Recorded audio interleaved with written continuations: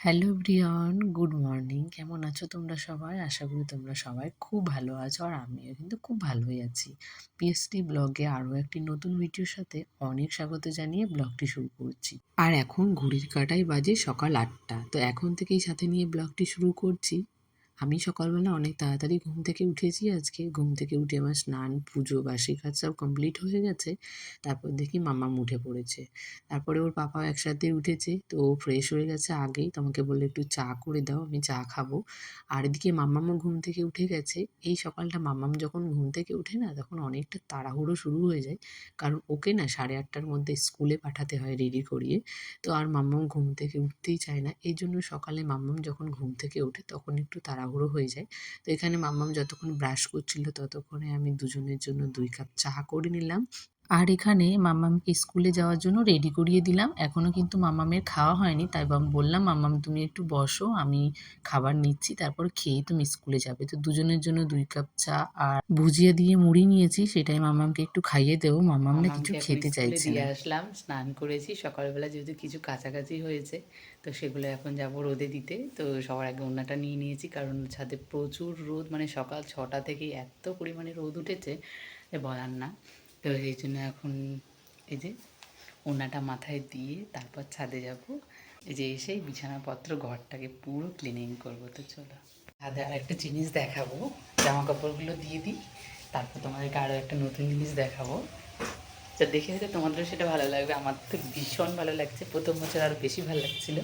প্রত্যেকটা দিন তো আমাদের ঘুম থেকে উঠে একই কাজ আমাদেরকে করতে হয়। প্রথমে সবার আগে সকালবেলা ঘুম থেকে ওঠার পরে বাসি কাজগুলো করতে হয়। বাসি কাজ বলতে আমার কিছুই থাকে না, কারণ আমি রাতের বেলাতে সব কিছু করে রাখি। যেহেতু আমি সকালবেলা ঘুম থেকে তাড়াতাড়ি উঠতে পারি না, আর ঘুম থেকে ওঠার পরে না আমার আর ইচ্ছেও করে না কোনো কাজ করতে। কতক্ষণ আমি বসে বসে থাকি, ভাবতে থাকি কী করব। সেই জন্য আমি রাতে সব কিছু কমপ্লিট করে রাখি। আর এমনকি রান্নাঘরটাও আমি পরিষ্কার পরিচ্ছন্ন করে থালা বাসন একেবারে গুছিয়ে রাখি, যেন আমার সকালবেলা উঠলে শুধু ঝাড় দিলেই, আর যদি মনে করি স্নান করে পুজোটা দিয়ে নেব তাহলে স্নান করে পুজো দিয়ে নিই। আর কাচাকুচির ব্যাপারটা আমি একটু বেলাভাবেই করি, কিন্তু আজকে আমি সকাল সকালই করে নিয়েছিলাম। কেননা ওই এখন বৃষ্টির ওয়েদার তো, এই সেকেন্ডের মধ্যেই বৃষ্টি হয়ে যাচ্ছে, আবার দেখি রোদ হয়ে যাচ্ছে। সেই জন্য ভাবলাম যে আজকে সকাল সকাল একটু কেচে দিই, তাহলে মামামের যে মোটা মোটা কাঁথাগুলো আছে সেগুলো অন্তত শুকিয়ে যাবে। আর বাকি যে জিনিসগুলো আছে সেগুলো হয়তো উপরে সিঁড়ির নিচে দিয়ে রাখলেই সব শুকিয়ে যায়। এত পরিমাণে এখন প্রত্যেকদিন হাওয়া দেয়। আর গাছে যে একটা ড্রাগন ফল হয়েছে সেই ফলটা কিন্তু পেকেও গেছে, সেটাই তোমাদেরকে দেখালাম। আর এখানে মামামের জন্য একটু শাকটার বড়া করে নেব। মামাম শাক খেতে চায় না, একটু বড়া করে দিলে খায়। সত্যি কথা বলতে মন মানতে চায় না যে এতটা পরিমাণে রোদ আছে না, মনে হচ্ছে যে যাই আবার গিয়ে এটা দিয়ে আসি। তো আবার ভাবছি যে একটু যদি ঘুমিয়ে পড়ি, কারণ এখন মাম্মাম প্রাইভেট থেকে আসবে, তারপরে এসে ওকে খাইয়ে দাইয়ে স্নান করে ঘুম পাড়াবো। আবার ভাবছি যদি ঘুমিয়ে পড়ি তাহলে যদি বৃষ্টি এসে যদি পুরোই ভিজে যায়। তো যাই হোক, যা হবে হবে, দেখা যাবে। তো এখন যেহেতু এত রোদ আছে সেটা আর মিস করা যাবে না। তো এখন ভাবলাম চলো এটা একবার রোদে দেওয়া যাক, দেখা যাক। যদি ভিজে যায় তো ভিজে যাবে, আর কিছু করার নেই।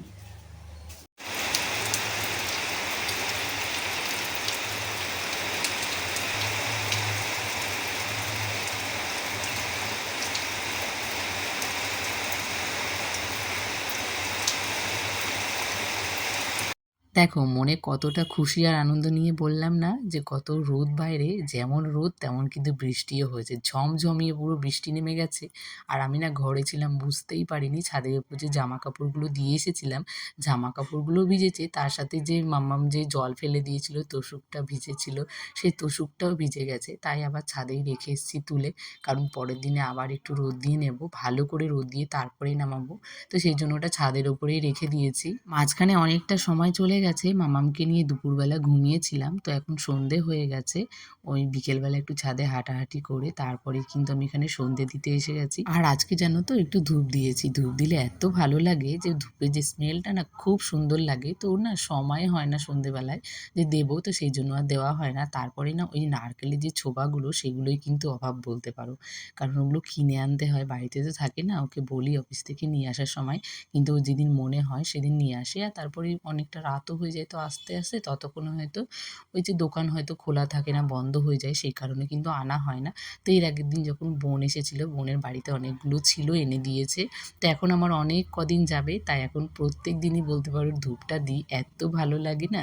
আর বাড়িতে যে মশা পোকামাকড় যেগুলো থাকে না সেগুলোও চলে যায়। আগে জানো তো একটা মশাও ছিল না, কিন্তু এই ঘরের কাজগুলো করার পরে ঘরে এত পরিমাণে মশা হয়ে গেছে আরও থাকা যাচ্ছে না।